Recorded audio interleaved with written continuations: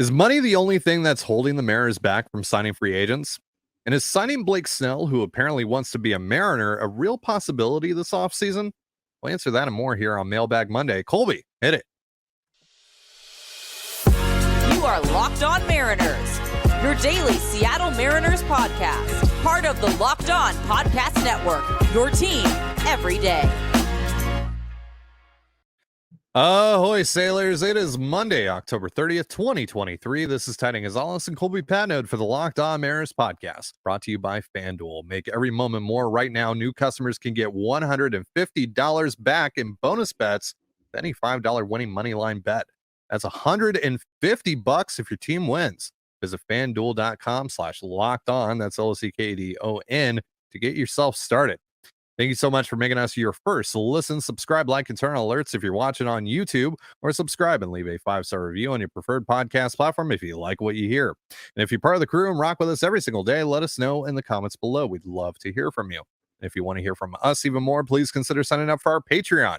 You can now get a free 7-day trial to check out the show. The link, as well as our social accounts, is in the description of this episode.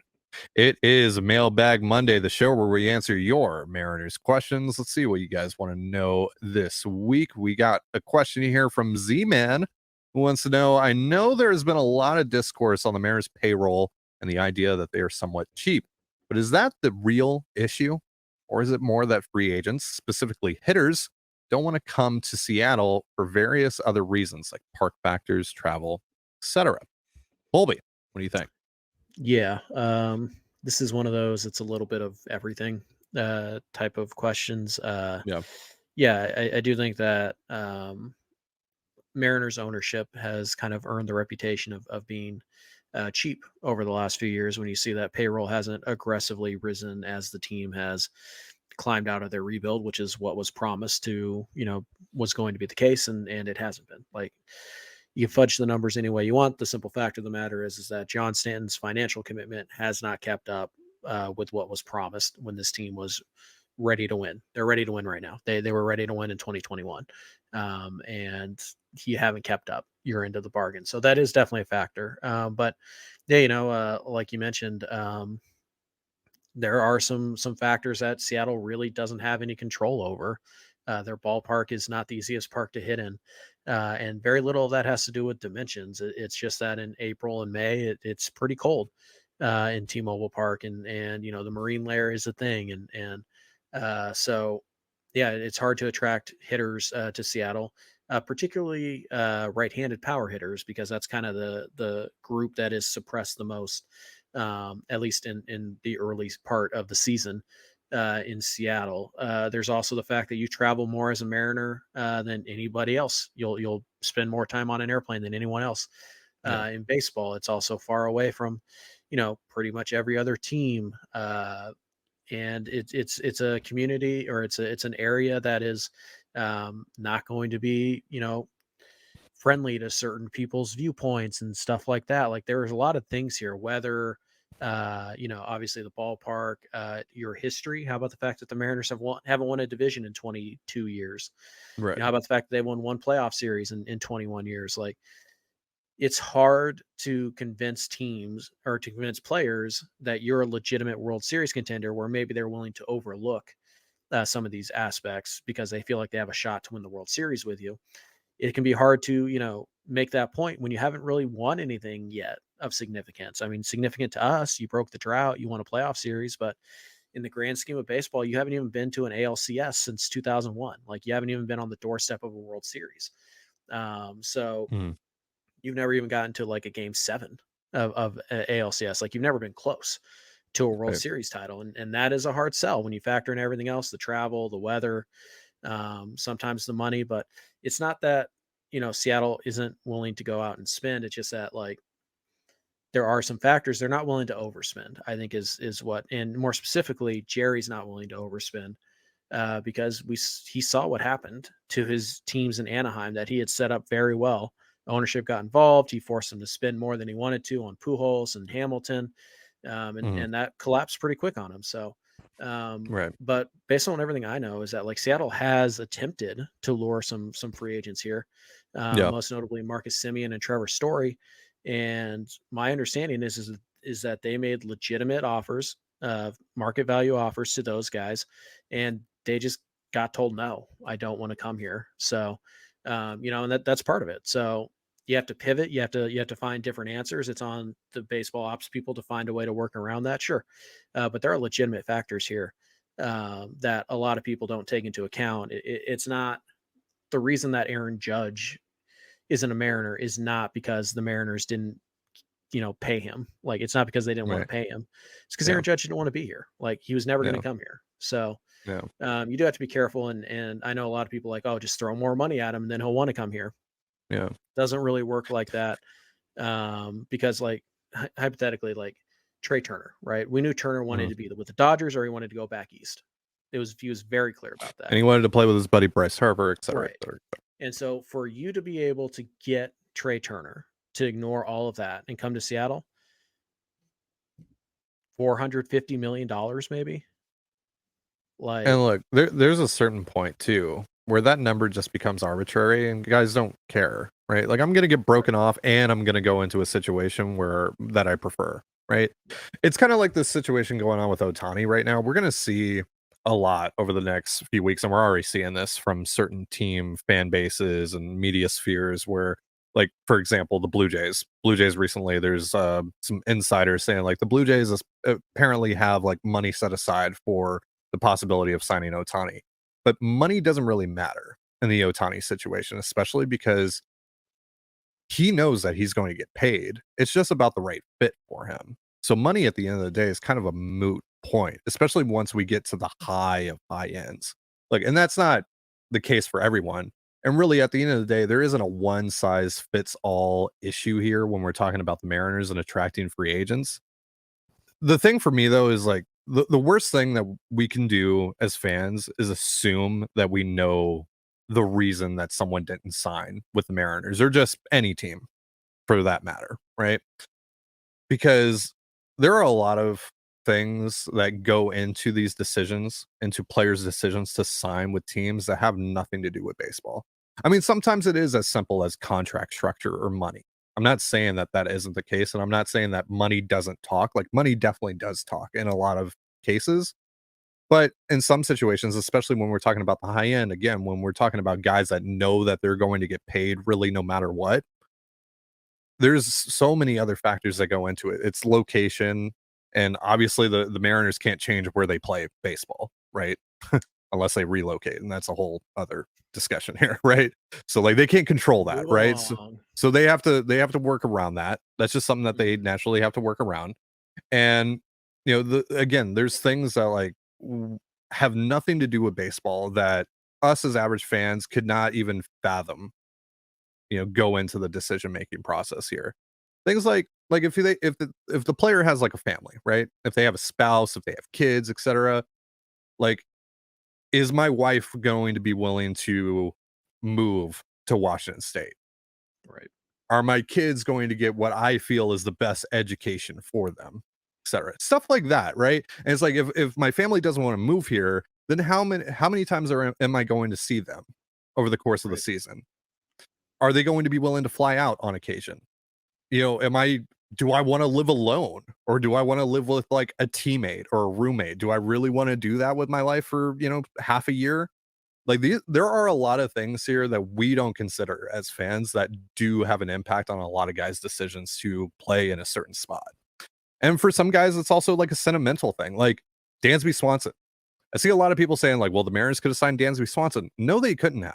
Dansby Swanson was either going to stay in Atlanta and play for a chance to win a World Series, or he was going to go to Chicago, which, as he said in his press conference when he signed with the team, had a very sentimental value to him because of his grandfather. Like, so there's just some things that the Mariners, and like, again, money talks to a certain degree, but there are just certain things that the Mariners, or really any team, can't overcome. But especially the Mariners, because of the location, because of everything that factors in, along with just the overall history of the ball club and what the reputation of the ball club is. So we could go on and on and on about this for hours. We could do a whole podcast on this topic in general, but we're going to move on. We're going to answer some more questions here in just a moment. But first, a reminder, this episode of the Locked On Mariners podcast is brought to you by FanDuel. Score early this NFL season with FanDuel, America's #1 sportsbook. Right now, new customers get $150 in bonus bets with any winning $5 money line bet. That's $150 if your team wins. And if you've been thinking about joining FanDuel, there's no better time to get in on the action. The app is so easy to use, and there's a wide range of betting options, including spreads, player props, over-unders, and a whole lot more. So visit FanDuel.com/lockedon, that's LOCKDON, and kick off the NFL season. FanDuel, official partner of the NFL. And you're listening to the Locked On Mariners podcast. Thank you again for making us your first listen. Before we get into more of your questions, today is your last day to enter our card giveaway, or more specifically, Colby's card giveaway. And it looks like if we're giving anything away, it's only going to be the Matt Brash card, because last time I checked, we were about 30 subscribers away from our stated goal, 9,500 subscribers, to give away the Matt Brash card. So Colby, show him the card, egg him on, challenge him, do the Colby thing, essentially. Here's the card you could win if you weren't so lazy. Right. End of statement. Into the Colby thing. Yeah. Sure. Terms and conditions down in the description, as always. Like I have to mention. Good about it. Yeah. So you guys got to get on it. Is that if this went well, I was probably going to throw in like this auto JP Crawford with the little jersey. What? I was probably going to throw that into the mix if this went well, but it didn't. So maybe later this winter, we'll be giving that away. But for now, you guys might get the Brash card, which by the time you're listening to this is probably about 8 hours away from deadline. So you guys have until midnight. You got to subscribe. Yep. You got to leave a comment on one of our videos that have been posted within the last 2 weeks. So sure. And then honestly, we're picking a winner. If we have a winner, we're picking a winner tomorrow and announcing that on the show tomorrow. Yeah.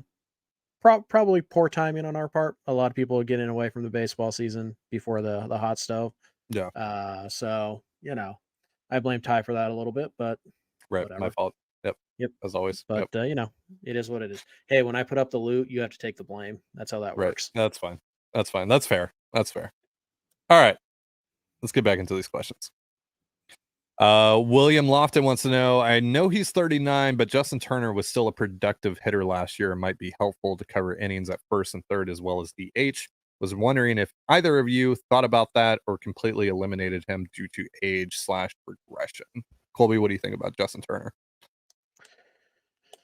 I'm fine with it. I think he's a pretty good fit for T-Mobile Park. He's more of a line drive guy. Can handle, like you said, third and first, DH some. So I think he's a good fit. I don't care too much about the age because it's a 1-year deal at this stage, and the money's really reasonable. I just wonder, I can't remember if that option is a team option or a player option. I don't know if you have that in front of you, Ty, but I'm gonna look it up now. I think it's a team option. So if it is, like, why would Boston want to trade him? He was productive for Boston, and I feel like player option. Okay, but it's for 13.4. It's for 13.4. You might take that.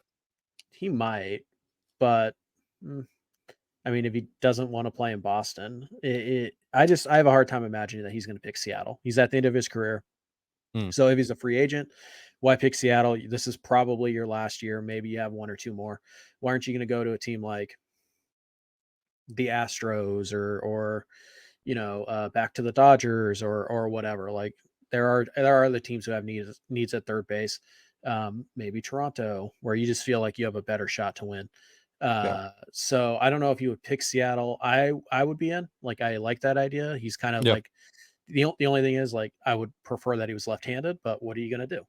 It is what it is. And yeah, I'm interested in Turner if he's interested in us. I just don't really see a path where A, he's interested if he opts out, or B, that Boston would trade him at a reasonable cost, because Boston's probably looking at their roster going like, we're a tweak or 2 away. And I assume that they're going to be in on Juan Soto if he's, on the block and all that stuff. And so I think that if he opts in, Boston's more likely to just say, well, we're going to add, to our group now and try and win, because I don't think they're looking at this going like, we probably don't have much of a chance in 2024. So I like the idea. I don't really care about the age at all. I still think he's going to be just fine. But I just don't really see a scenario where either he opts out and picks Seattle, or that Boston is willing to trade Turner without getting legit major league pieces back. And if you're Seattle, what major leaguer are you going to get Boston for 1 year of Justin Turner? Like, you're probably Jose not. Caballero. Yeah. I mean, they're Like, probably laughing at you at that point yeah. because Yeah. Turner gives them a better shot to win the World Series this next year. So, Right. I mean, I don't know, unless you're giving up like Isaiah Campbell or somebody legitimate that helps you. Like, I don't Yeah. see it. So, I think it's a good fit. I just think it's a tough sell. I'd trade Campbell for Turner. I'd be fine with that. If I saw that, I'd be fine with that. Yeah, no, it's fine. I'd prefer Yeah. to keep Campbell. He's really good, but yeah, no, Yeah. that's totally fine. Yeah. We do like ourselves some Isaiah Campbell over here. But yeah, I Mhm. like the idea of Turner. Haven't ruled him out because of age. I don't really care about that. He's still producing, right? And I mean, Mhm. I know this is kind of the exception, but I mean, Nelson Cruz produced late in his 30s and into his 40s. So like, I mean, it's not like an absolute death knell for some guys. So No, like, no, no. It's not. it's definitely an exception to the rule if you produce at Sure. that age, but still, like, it can happen. You can still Yeah. do it. So, and yeah, Turner was productive this year and hasn't really shown any real signs of slowing down. I mean, I haven't dove too deep into the numbers on Justin Turner. I'll just be honest about that. Like, I haven't looked way too into him, but like from what I can see, just on the outside looking in, like, seems like there's no reason to think that he won't be able to do what he did this year next year. Yeah. So He'll hit a lot of doubles. He won't strike out. He'll put the ball in play, give you good at bat, that type of stuff. yeah, and that's kind of what you need. Yep. Kind of what you need. Mhm. So yeah, I'd be into it. All right, next question here comes from Teddy. If you could have one trade reverse from the last 5 years, what trade would it be? Last 5 years, there aren't a lot That's because, like, 2019 forward. So like the early Jerry, yeah, like the Chris Taylor one is off the table, for yeah, example. the David Heck, even Phelps, Pablo yep. Lopez one is off the table. Like, Mhm. Even the Kelnick Dunn is off the table. Not that you would reverse that, but like yeah, those year one of the rebuild, the Zanino trade, like the JP trade again. Not that you would reverse any of these, but those are all off the table. I actually right, went through and I looked at the last five, like, same, yeah. and I didn't find one where I was like, that was just horrible process. Like, Right, because like even with the deals where like it didn't really pan out for the Mariners, they didn't end up giving up anything that worked out for the other team either. Where I'm, right. Like, I having mean, like, buyer's remorse on that front. sure, like the Colton Wong trade is probably the one that a lot of people would say. And it's like, why? They gave up Jesse Winker and Abraham Toro. That didn't Right, hurt them. and even in a trade where you gave up something that was valuable, that proved to be valuable, you did get proper return. Like you did get something out of that trade still. Like Yeah. the Geno trade, right? Like Jesse Oh, yeah. Winker didn't Yeah. work out, and the Reds got some nice pieces. Like Jake Fraley's been a nice piece for them. Mhm. Brandon Williamson's obviously a young starting pitcher that's produced a No, little bit already. But like I'd I make got that Geno. I'd make that trade again, like in a heartbeat. If I could find that equivalent trade this year, Yeah, yeah, I'd do that in a heartbeat. So like I'm fine with that. The only one I could kind yeah, of see, and like again, I'm stretching here, is the Austin Shenton and JT Chargois for Diego Castillo. Like, yeah, but I think that was fine. Like, I would still do the Kendall Graveman trade. Um, and that's really it. My whole thing is that I would still do the Seawall trade. I would just do more. So it's not a trade that I regret. There are trades that I wish they had made more so than yeah, like trades I would undo. So I don't really have a good answer for you. The best I could find is Castillo for or Chargois and Shenton for Castillo, but that's yeah. stretching it because Even then, I think though, I like the process of that trade. I know like mhm, Diego didn't really work out towards the end of his Mariners tenure, sure. but for the most part, he was Chargois fine. was pretty good. Yeah, Yeah, no, I just and I'm a Shenton guy, so obviously that one. right. Yeah, But yeah, for me, I look at that and I looked at the last 5 years, and it's never like I don't have a problem with the trades they made. It's like the Luis Castillo trade. Yeah, I'm absolutely doing that again. And then I look at yeah, the rest of that deadline. I'm like, they should have been even more aggressive. So I actually think right. it's a lack of aggression more so than being overly aggressive. That's concerning me over the last 5 years in the trade Yeah, market. it's not really about the trades that I wish they could redo or not do if they had the chance to do it all over again. It's more just about they needed to do more on top of that, Yeah. right? So Hmm. like they needed to do more after the Seawall deal. They needed to do more after the Castillo deal. They did. Nope. So that's really where my issue lies in terms of like trades with Jerry and company over the last 5 years.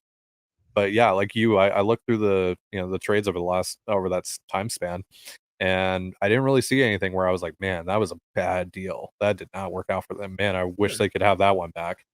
Like, Yeah, I mean there were trades that didn't work out, like, but but it's again, it not didn't work out for the other team too. So right or barely. Like it was yeah, pretty neutral. Like it yeah, just I didn't find one. Like I didn't find like and even I was like, okay, well maybe this one was just bad process and it worked out, but it was a bad process. No. yeah, I mean the process was yeah, good. The results have been totally fine. Like, you win some, you lose some, but like when they've missed really small. So yeah. it's Yeah. So if we missed one, let us know in the comments. But yeah. yeah, there was nothing that I saw that made me go, man, I wish they could do that again. But yeah. All right. Mhm. Next question here from D Panky. What's been the single most annoying thing mentioned on Mariners Twitter since the season ended?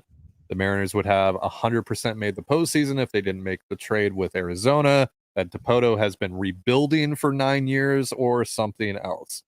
I'm gonna say this. I'm not allowing things on Mariners Twitter to annoy me anymore. But in terms of just like stupid stuff, there's a lot. There's a Eye lot roll. to choose from.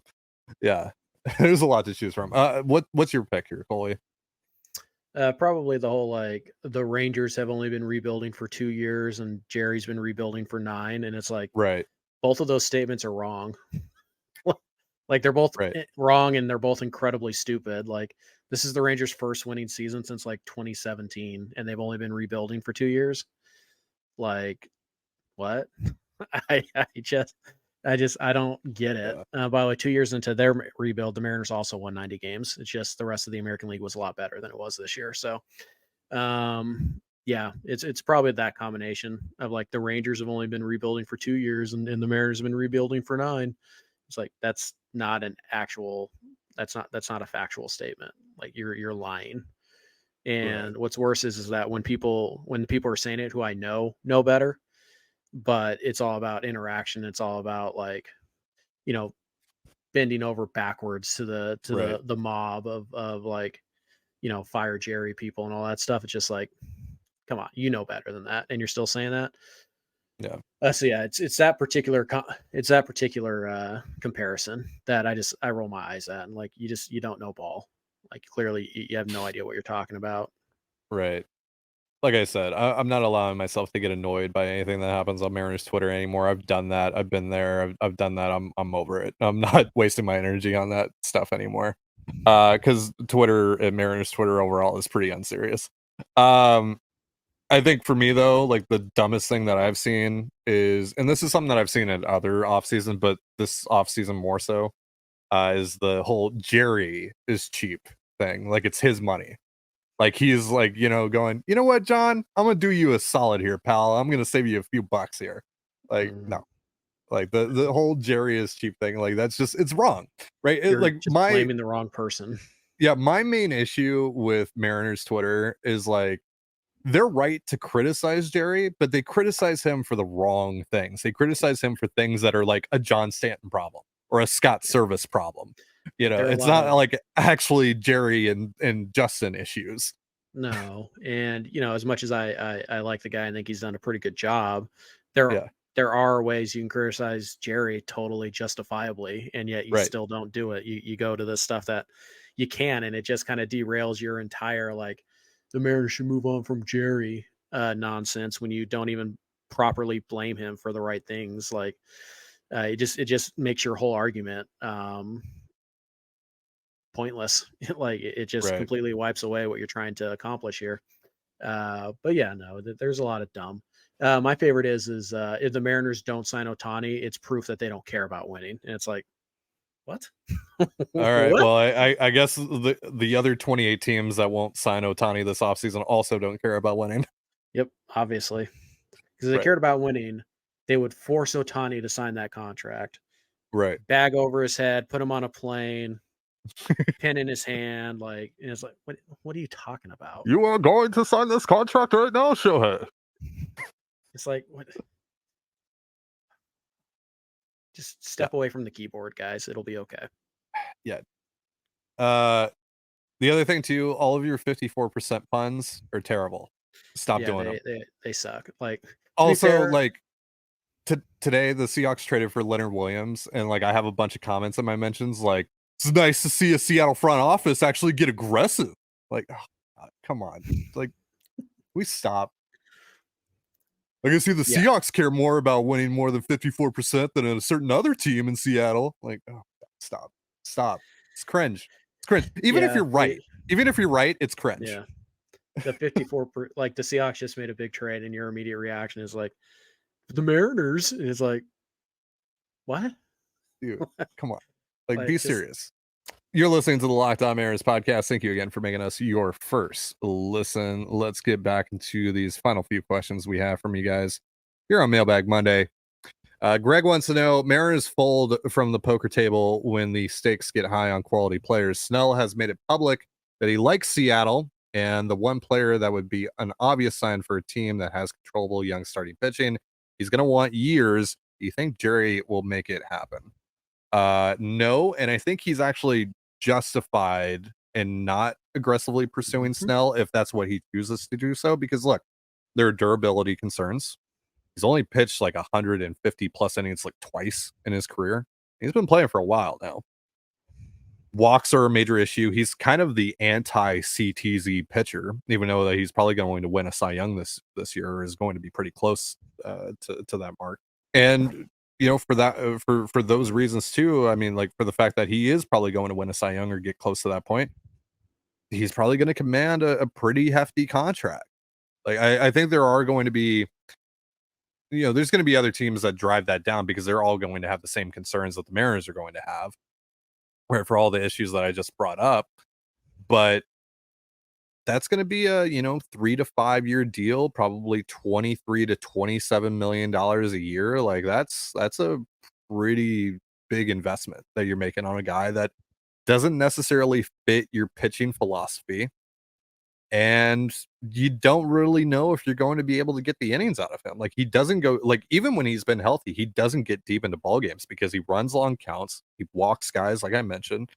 Like there's a lot of issues there with Blake Snell. So I wouldn't necessarily blame Jerry. While I do think that the best strategy for the Mariners to take this offseason is to go and sign a starting pitcher and then trade from their starting pitcher depth, go get the bat or bats that they need, I wouldn't necessarily blame Jerry if he looks at Blake Snell and Justin. They look at Blake Snell and go, you know what, we're good. But I would hope then at that point they would pivot to another pitcher, right? Instead of going, you know what, we're just not going to involve ourselves in the starting pitching market. I would prefer that they, pivot to like Sonny Gray or maybe someone on a lower end like Michael Waka, who's only going to command a year or two, something like that. Colby, how do you feel? Yeah, I don't. First of all, I would challenge the assertion that the Mariners fold whenever there's like a bidding war. Proof. um, but I would also say that no, I don't think that Jerry will make it happen, and I don't think he should. I really I don't see Snell as a fit. I love Blake Snell, and of course he wants to play in Seattle.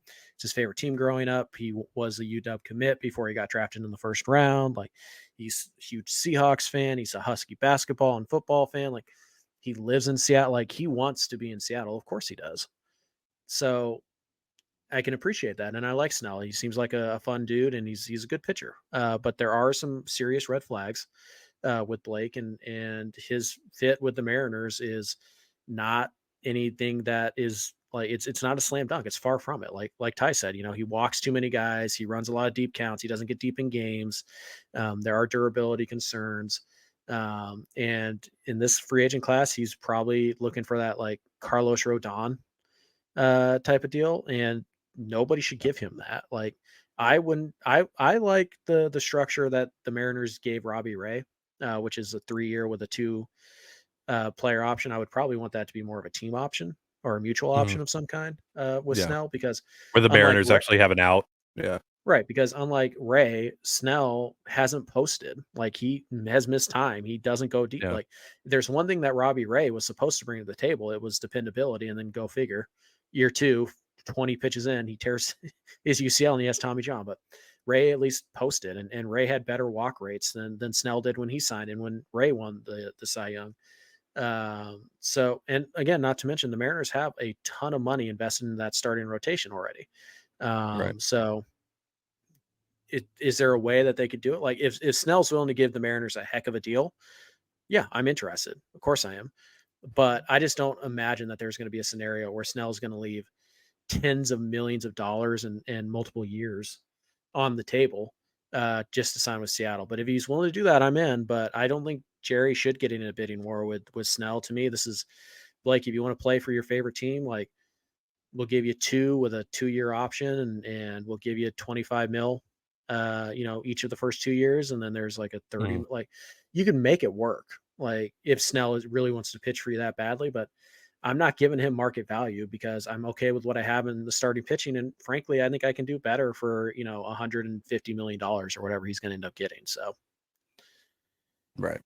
All right. Next question here. I think this is going to be our final question. We had a couple more, but we're running kind of late here, so maybe we'll get to them in another episode. But this one comes from Phil. What would it take in a trade to get Lane Thomas from the Nationals?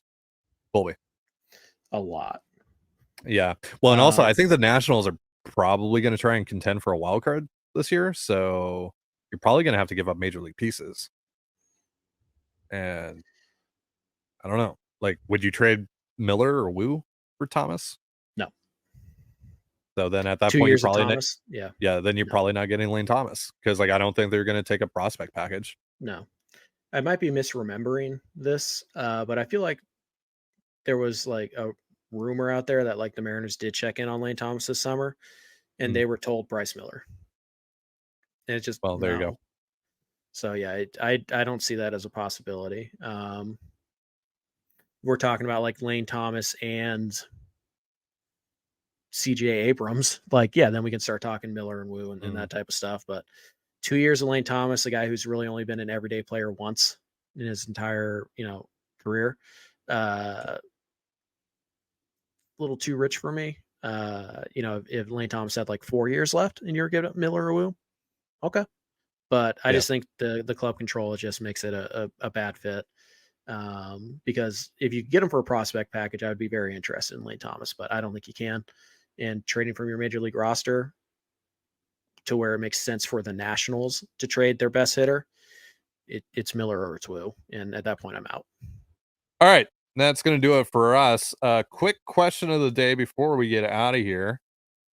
Do you guys consider chocolate a candy, or do you differentiate the two? Do you differentiate chocolate from candy? Some people do that. I don't, though. Like if someone asks me what my favorite candy bar is, it's Snickers, right? But I know some people are like, candy is just confection and like chocolate is chocolate.